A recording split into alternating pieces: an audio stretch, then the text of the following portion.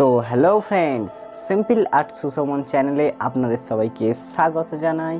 তো আশা করছি সবাই খুব ভালো আছেন, সুস্থ আছেন। তো বন্ধুরা, সেকেন্ড পার্টটা নিয়ে আমি চলে এসেছি।